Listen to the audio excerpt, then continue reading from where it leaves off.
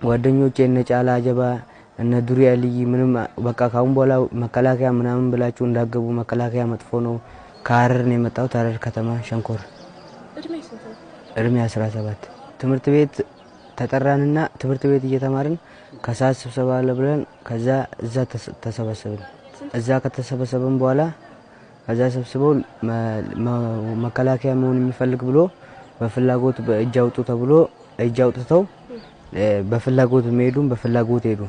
ከዛ እናንተ ስለምን አትፈልጉም አገሯ ተወራ እንዴት ነው የማትሄዱት ተብለው እምቢ ያሉትም በፍላጎትም የገቡም አሉ። እምቢ ያሉትንም በግድ መኪና ውስጥ አስገብቷቸው ከዛ ይዞን መጡ። አባቴ ራሱ እርሜ ያልደረሰም እሱ ከመሄድ እኔ ልሂድ ብሎ ነበር።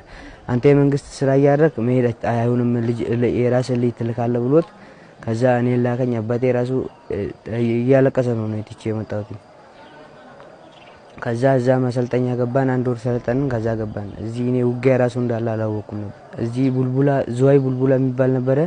ከዛ መኪና አሳፍሮን እዛ ሰልጥነን አንድ ወር ከዛ ደግሞ እዚህ አፋር መጣን። እዛ አፋር ወረድን። እዛ ቁጭ ያለን እኛ ከኋላ ነው ያለው። ከፊታችን ያሉ በቁጥር አይደል ያሉት እነሱ ናቸው ውጊያ ገቡት እንጂ እኛ አልገባንም። እነሱ እየሸሹ ሲመጡ 6 ነበርን። ከዛ 6ታችን ከኋላ ቀረን። ለምን ከኋላ ቀራችሁ ብሎ አዛዡ ጉርጓድ አስቆፍሮን ሊረሽነን ነበር።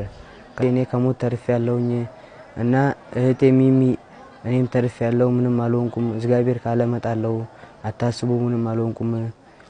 ጓደኞቼ እነ ጫላ አጀባ እነ ዱሪ አልይ ምንም በቃ ካሁን በኋላ መከላከያ ምናምን ብላችሁ እንዳገቡ መከላከያ መጥፎ ነው። እዛው ቁጭ ብላችሁ ያገኛችሁ ስሩና ብሎ እኔ መጣለው።